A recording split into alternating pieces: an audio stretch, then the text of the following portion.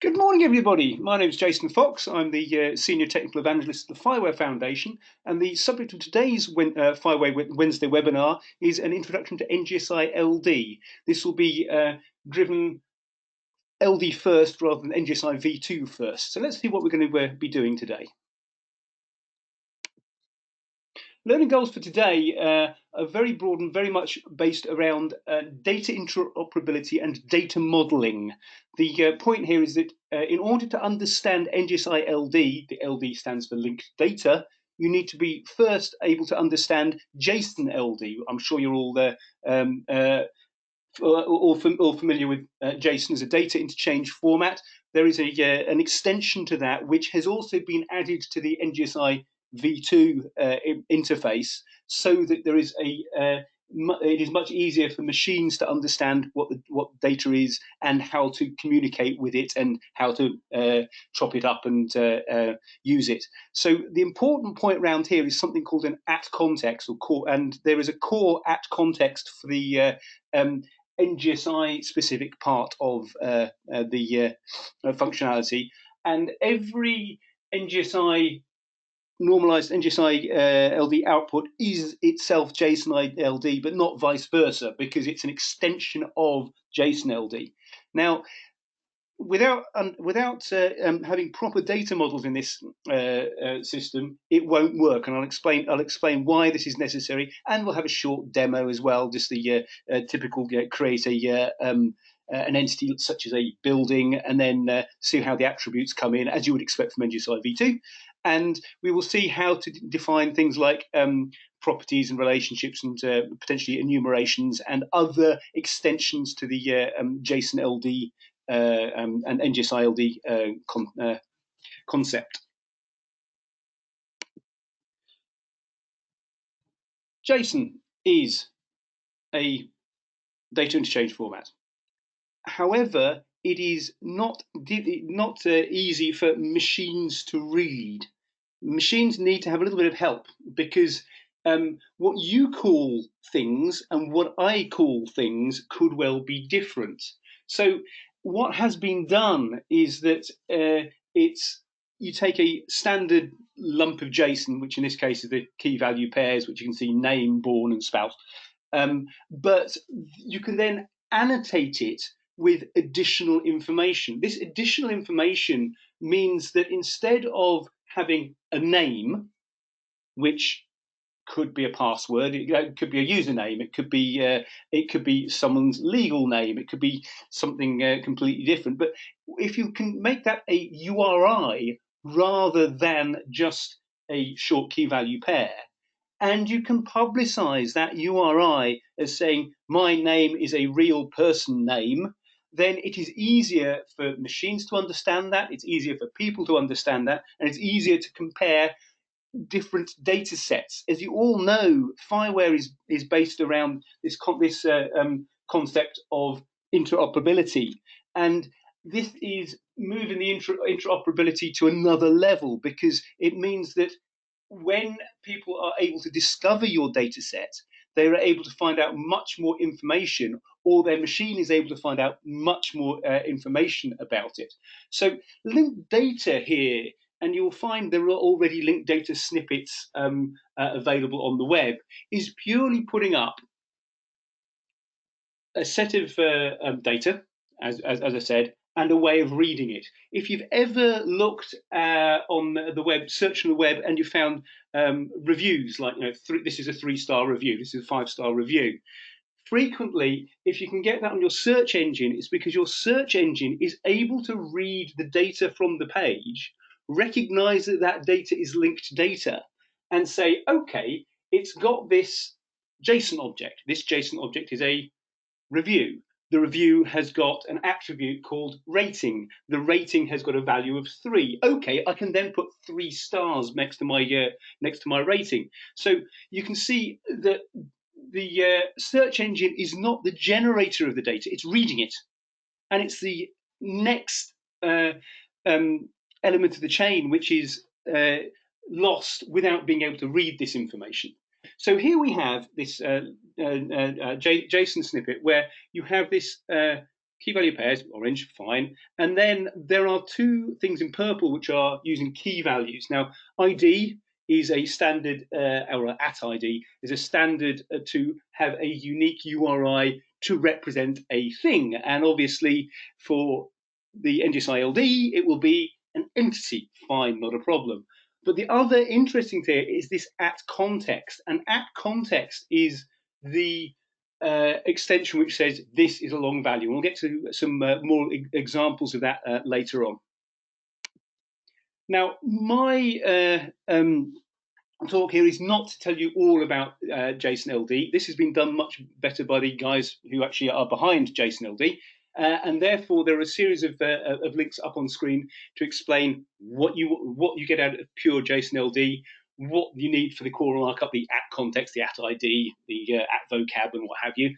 And then there's this concept of compaction and expansion. Now, this is very, very useful because if I have on my machine something like name, okay, and then I can expand it to a full URI, you can then reduce that back to whatever attributes you want to call it. Whatever is in your system does not have to be the same as mine. We just have to agree on URIs for the long names of things so we can then get hold of it. And you'll find more details on, and you can play around with it on the JSON-LD playground.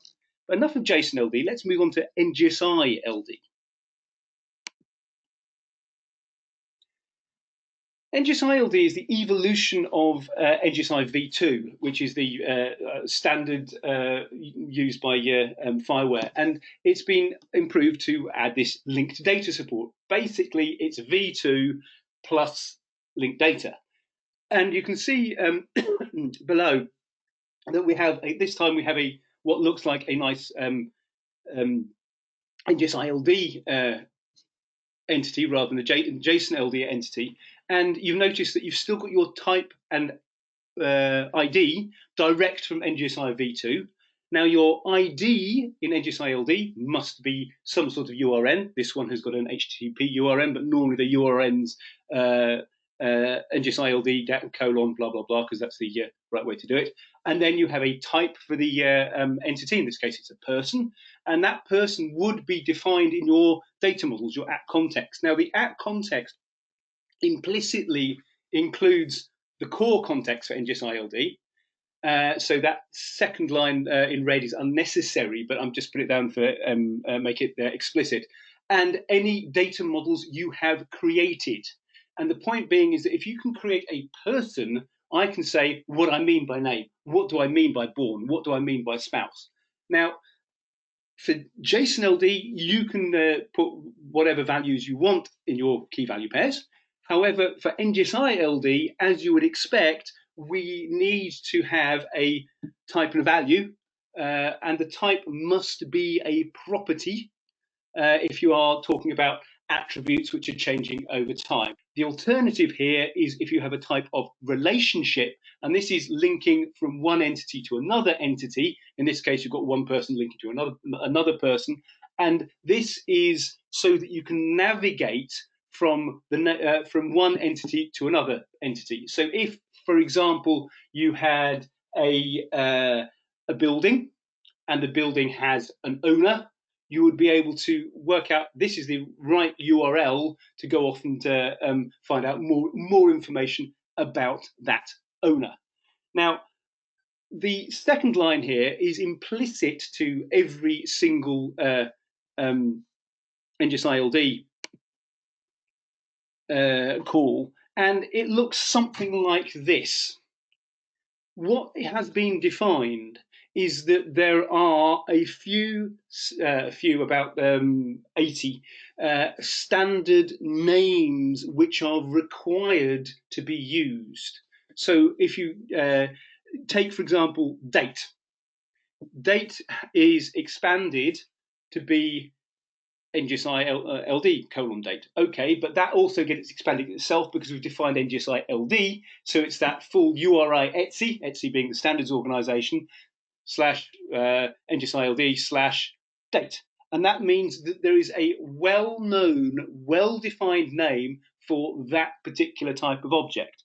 Similarly, you would get the same thing for, say, on the right-hand side on Unicode. Obviously, if you have a temperature reading, you want to know whether the temperature reading is in degrees centigrade or Fahrenheit or Kelvin or whatever.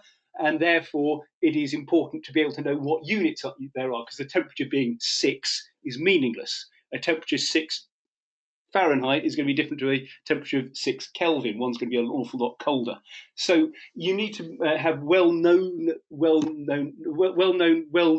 values here. Now, the last item on the list here is saying that if I haven't defined anything, place it into the URI etsy.org default context. So we have some sort of extension thereof. Well, okay, so this is just defining how do we put the whole thing together. But what we really want to do is to design these ourselves. That's the full core context in case you want to have a look at it. Now, what I've done is if I'm creating an object and I want to publicize it on the web so that you can use it, I would use a format like Swagger, for example, which can define a series of attributes. This is the Swagger on the left-hand side, and you can see on the right-hand side, this is saying I'm a building model. This is taken from the Smart Data Models repository, the old FIWARE Data Models repository. I can give you examples of what my data looks like. You can see it's got properties and values and things in it. And more importantly, I can say, if I am a building, you can expect that there will be an ID and a type and a category and an address. These are mandatory, but I may well provide additional information. I may well provide opening hours. It's not relevant for every building. An address is not necessarily relevant. A location probably is, and so on and so forth. Now, what I can do then is I can also, if I go here, I can generate my own personal at context. This is the at context which I've generated from the previous one, and this stuff is online. I'm going to be putting it into the FIWARE GitHub repository over the next few months, so that you can see every single one of these attributes has got a long name defined against it. Most of them are just the FIWARE URL, FIWARE Data Models, with an extension like if you're a barn, you're a FIWARE Data Models #barn. Okay. However, there are others which are using common contexts from other popular sources, such as schema.org, so that when I'm saying I have an address, my address is saying this address is a schema.org address, so that you can generate from your Swagger editor, you can generate say, for example, in Java, you can generate POJOs, you can data objects, which will hold the values of that receiving endpoint in a well-known format. So you can get hold of everything all at once. And therefore, you can then be able to manipulate my data and potentially somebody else's data, which could be using different values, but provided we agree on the same URI, that's fine. They could be using different values to get hold of this information. Obviously, if I have a well-defined format like Swagger, I would also be able to do things like where's it gone? Is it this one? There we go. Swagger. I would also be able to do things like creating human readable documentation. Again, this is generated human readable documentation, so that we can get hold of what we want to say, what we want to do. And you can see my category has got the following attributes. Now, if I wanted to extend these models, it'd be quite simple. Here's an example with a temperature sensor, which I'm going to show you. All I would need to do is to create my Swagger file, and then say, okay, I have a temperature sensor. I will extend everything from the standard device model, and I will add in a property called temperature, which again is well defined by Saref. So if I wanted to create a building which has got a temperature in it, I could put that in as well, and it would be interoperable between the two models to say a temperature is a temperature is a temperature, and also anyone else who's using the Saref model or recognizes the Saref model would be able to get this temperature attribute out of my data.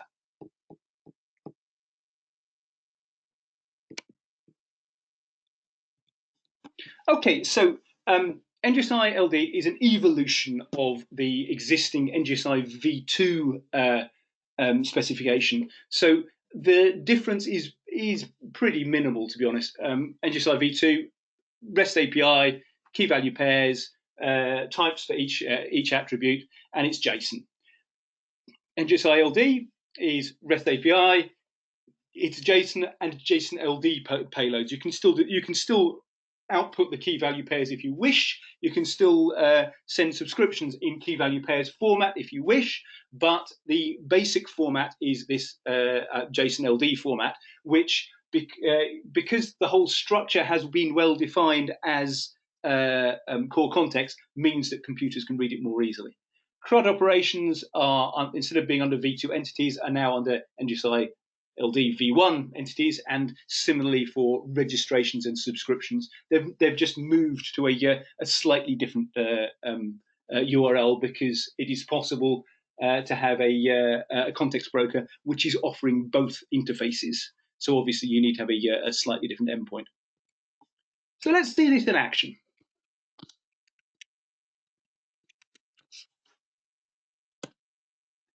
I will just start up my broker with, I'm using Orion-LD because it's fast to start up, and a MongoDB database. This is one of the core context components of FIWARE. I could be using Scorpio. There are other context brokers such as Stelio, which are joining the FIWARE catalog. They all offer the same interface. This one is just quick to start up, so you don't need to worry too much. If first thing I would need to check is to see, can I access my context? And I can, and you can see this consists of two elements. This is a fairly standard way of doing it, by the way, in that I have my data models somewhere, and I have the rest of it NGSI-LD core context. It is not entirely necessary when you are making calls direct to a context broker to include the latter one, but it is necessary if you are trying to use an external system to try and understand what is a property, what is a value, because obviously that is where those are defined. To create a data entity, it's just a simple post request, as you'd expect. We need to set the content type to application JSON. That's the important bit here. And then the rest of the payload is pretty much as you would expect. You can see I have an ID. This is a proper URN. The URN using the NGSI-LD format. Fine, good. Which is then followed by usually a repetition of the type and then a unique identifier. This is store1. The type is, in this case, building. Building is defined in my core context, which is the bottom. And then I have a series of properties. I'm not going to add in relationships yet so far. And you can see here that I'm using a certain set context. The very first time you create your very first entity, most context brokers will take a little bit of time to actually process. That took a second or two. Now, the problem is that it must first search the net, find the core context, find any linked linked contexts, read those, get them into memory, cache them, and then we can use that a second time. So it now will recognize what that is when I create a second entity. Second entity is just another building in a slightly different place. You can see from my building, I have got, for a location, I've got what's called a geo property, which means I can do geofencing, and I can do distance from type information. When I create the second entity, you can see it should be a little bit quicker. It was significantly quicker, because that way it's loading up the data and it's in memory. Having done that, if I look at my headers, just create a request to get my information, and I don't provide any specific linked data model,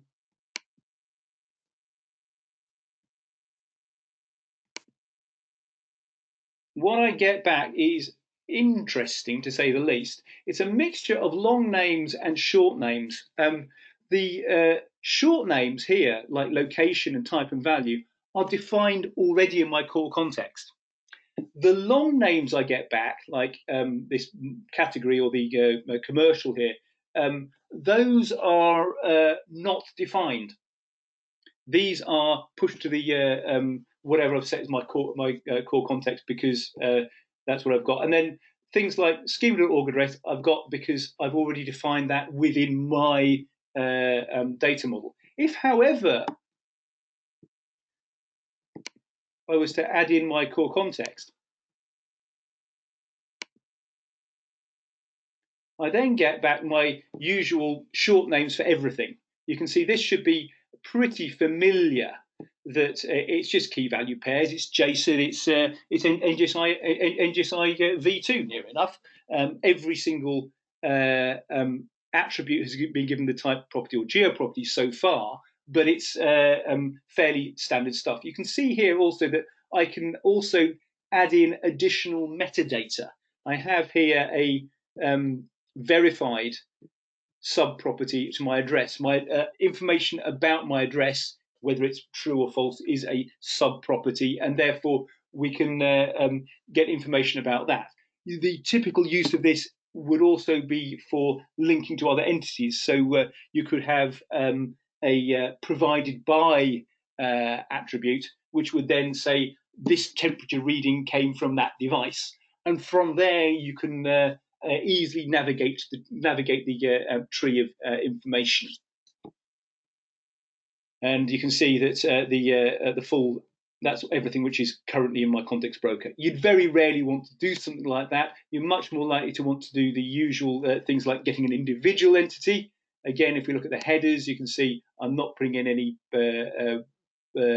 particular context here. So once again, I would get the long names coming back if I am not providing anything, or nothing that is understood.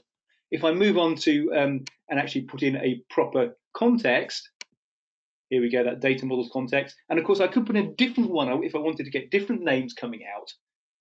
I can then say, send this information, and I've just got my key value pairs. When I just get you can see I've got options key values here, so I'm just going to key value pairs. When you go for key value pairs, you will not get the metadata. You will not get the properties of properties. You will not get things like verified coming in. So this would be the sort of thing you could pass through on a subscription, maybe, or a request, if you are not a fluent NGSI-LD endpoint, which potentially your third party isn't. They would be able to get the data back as if it's just simple key value pairs, which you've defined in your data model. Okay, very simple.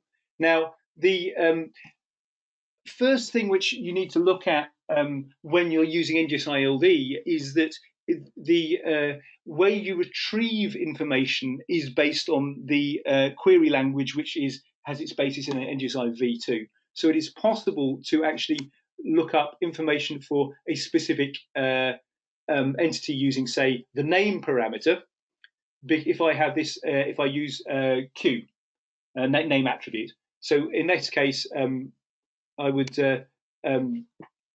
just obviously URI encode the string, because they need to be valid URIs, but the Postman is able to do that for me. I'm just saying I want to get a building with a name and key values. Okay, well, that's not going to work unless I say, okay, by the way, in my data model, I am providing the fact that this building is this FIWARE data models building. this name, which is in the core context, is a URI Etsy name. Internally, the long names are as follows. And you can then make a request. And because I have used this FIWARE data models context, it is able to give me back key value pairs for everything. And it says this is the only entity I'm going to get hold of. The queue parameter is very, very, very flexible. And therefore, you can use it for different things. You can use it for checking arrays. You can look at it for checking sub-attributes and all sorts of useful things. But this is an example where I've set my queue parameter is, say, I would like to get buildings within the category of either commercial or office. And in which case, again, it would do a search and find out what ones have come through. If you want to go deeper, and instead of looking at an attribute value as a string, imagine you have an attribute which is an object. Going back to the ones we saw at the top of the hour, address is usually a well-defined object. It's got things like country, it's got region, it's got street name, it's got all sorts of different layers of information. And this one, if I wanted to find out what is this address sub-attribute, so the address locality sub-attribute Kreuzberg in my buildings, I need to put this into square brackets. Now, square brackets are, again, not valid in strictly valid in URLs. So again, they should be URL encoded. Not a problem if you're using any library when you're connecting to a context broker. But that's the reason why we've got this %5b and %5d here, because those will be square brackets. So you use square bracket syntax on your attributes to get hold of sub values. And once again, find out I have got a building in Kreuzberg, and I've only got the one building, and it's this one on Friedrichstrasse. Okay, the alternative is, if you're trying to find out this address.verified, is if you have sub-attributes, sub-properties, properties of properties, then in this case you would use dot syntax. So the dot syntax is for information about the context information you've got. And the square bracket syntax is for sub-attributes of the context information you've got. So if I wanted to find out those which are address verified, again, key values will tell me what I can do. Finally, if I am able to do things like geofencing, which has got a somewhat more complex syntax, again, this 5b means it's in square brackets for the longitude and latitude. And there is this is defined in the specification. You can do near to, you can do overlapping and distance from. And it's saying, okay, I have got building, which is defined in my context. I have got the geometry type point, which is defined in the actual core context, because point is standard GeoJSON. And around this coordinates, what can I find near to, within a circle of? You can also do things like polygon matching or whatever, and then get the values out. So if I want to find out what is within 2 kilometers of, in that case, the Brandenburg Gate, I would once again send my information. It would say the store in Friedrichstrasse would be close enough. Now, this should not be a surprise to anyone who's already been using NGSI v2, but it should be very easy to move from one to the other. If you want to be interoperable, you should start using, or you want third parties to start using your data, you should start using NGSI-LD.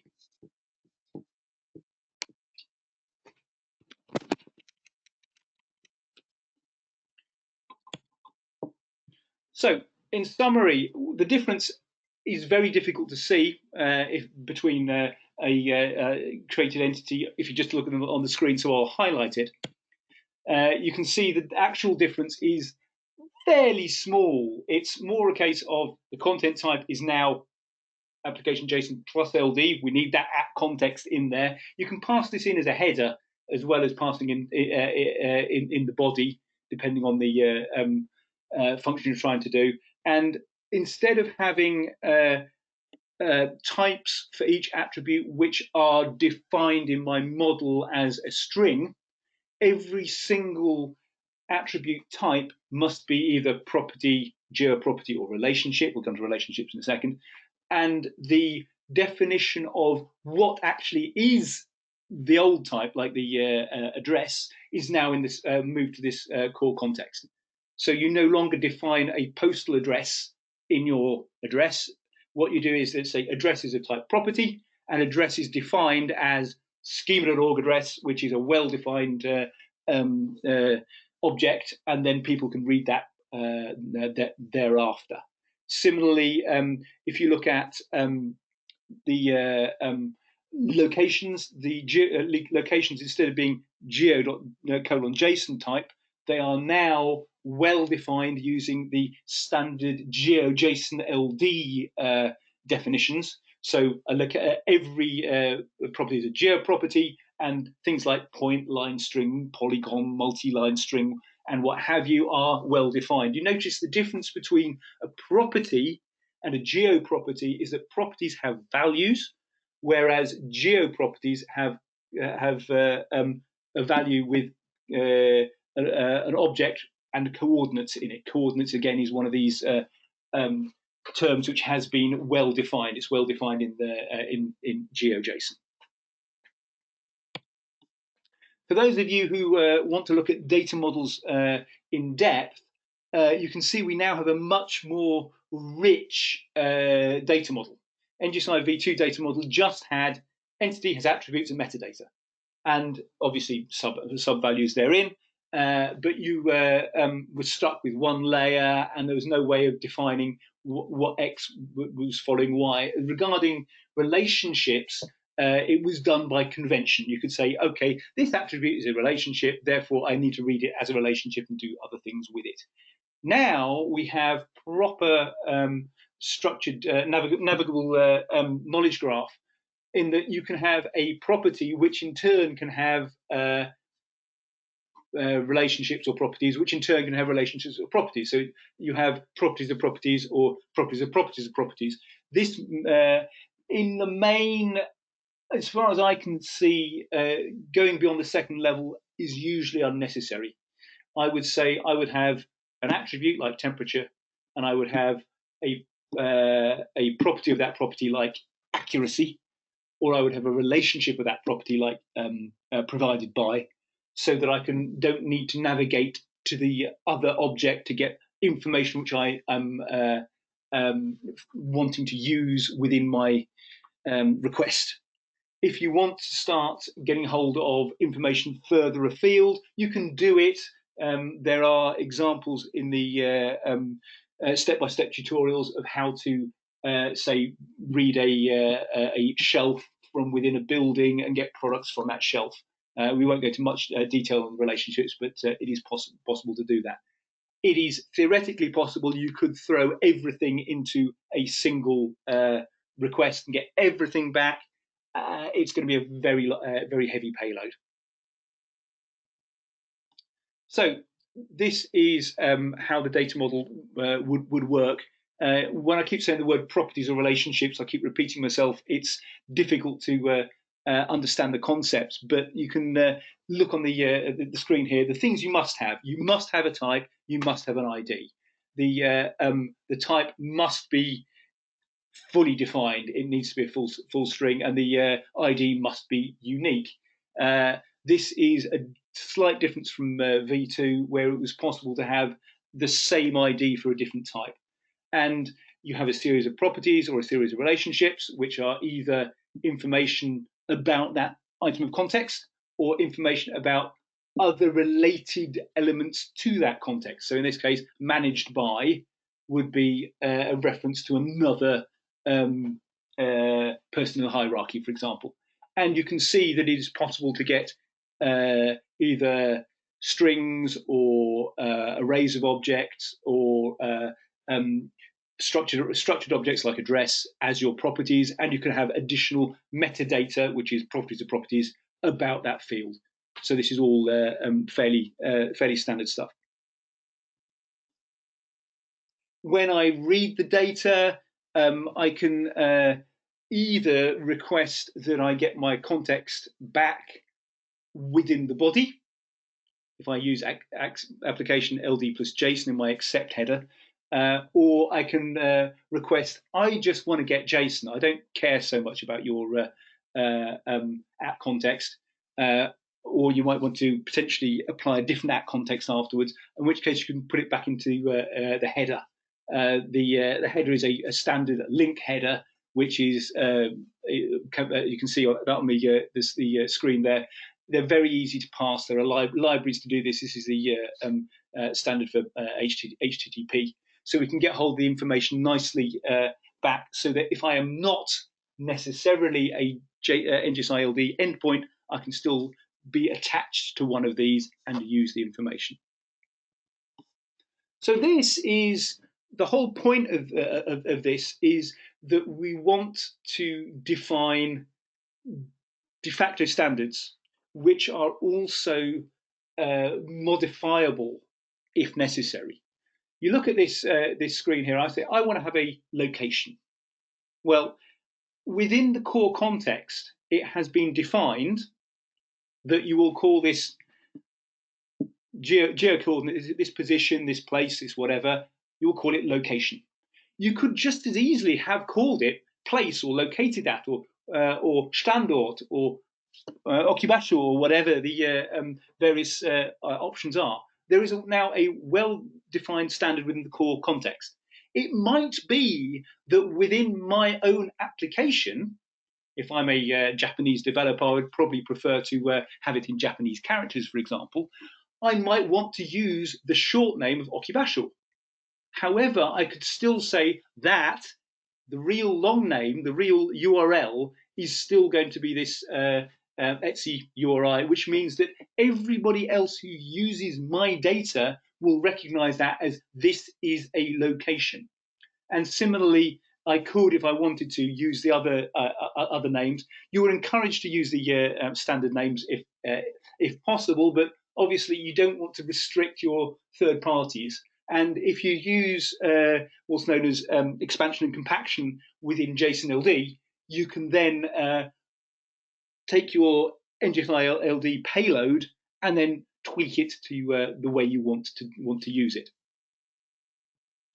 The other half of NGSI-LD, the other bit of links, this is linked data, is that you need to be able to get information from other objects. As you saw from the concept of someone having a spouse, you have got a relationship between one person and another person. Similarly, you have here the concept that you want to link from A to B. You want to link from my building has got a thermometer in it, and the thermometer and the therefore the building has a temperature, and the temperature is provided by a device. Fine, you can see how you can traverse this sort of thing, and it is important to be able to get round the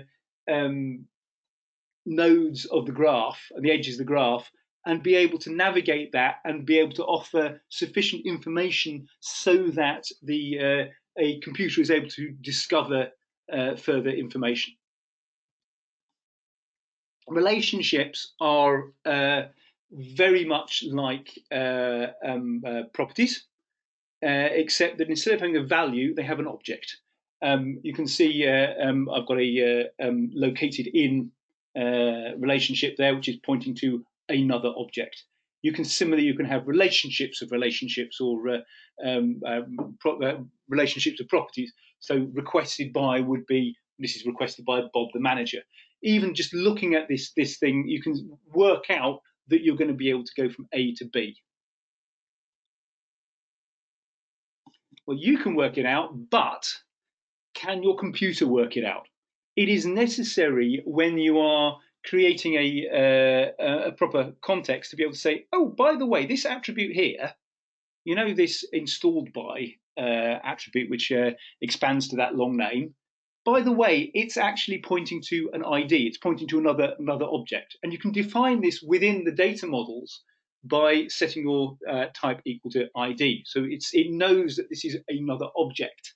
And similarly, you can define your base entities like product and shelf here at the top of the context. Now, further down the context, it is possible to expand this information even further.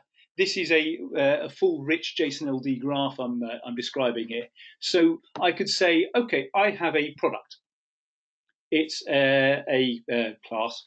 And I can give you information about that product so that you can make it readable for humans. But I could also give further information like saying this thing like requested by is going to then point to one of the following objects. It's going to requested by is going to point to a person. So you can tell from looking at this code, or rather when the computer is doing it, they know that if they follow that link, the range include of this requested by is going to be a person. So they can then say, okay, I can prepare an object which is a person object, then make that request, and I can return get it to return a person object, and we're going to know that the data will be readable. Similarly, it can say, oh, by the way, requested by, you might want it on shelf or stock order, which is the domain includes. You can see here the RDFS is again one of these standard at context, which you can definitions which you can link into your at context, so that you can give your computer a vocabulary that they can understand. So briefly, let's have a quick look at relationships. Again, a very simple setup.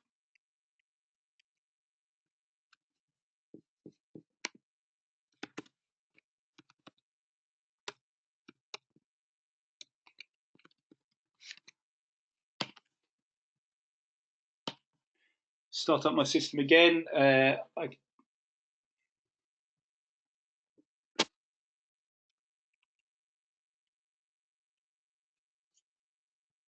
we go, and it's loading data using a different core context, so I should start off with some data inside it.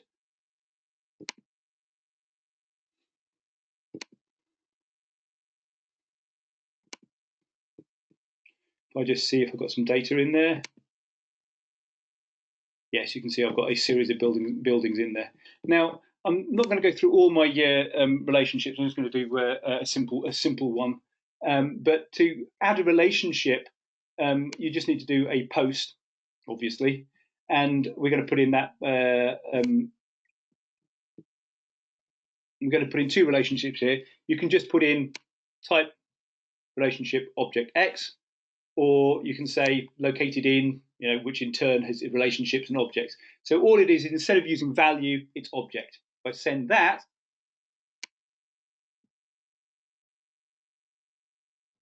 it comes up with the usual no content returning value. I can then get hold of additional information. So if I just look at that shelf, you can see my shelf has now got all this stuff, which is because I'm using the long names. I'm not putting in my header yet. My link header, I can say, okay, I've got all these long names which are well defined. The reason why name and location are not expanded is that they are in the core context, so they are never expanded. To find a location of a shelf, it is purely a matter of using the attrs, using the attrs to find out which attribute we want to get. So if we go that, so get the key values of that object, you can find out, okay, I've now got the shelf and it is located in that store. Similarly, I can find out the IDs of all of the items in the store by using the Q parameter the other way around, by saying, okay, located in store, what shelf values, key values have I got in this particular shelf? And you can see at the moment I've only set up one relationship. You can then use this information, and there are further tutorials in the step-by-step, which can then navigate from A to B to C, and also we can set up more complex relationships as necessary.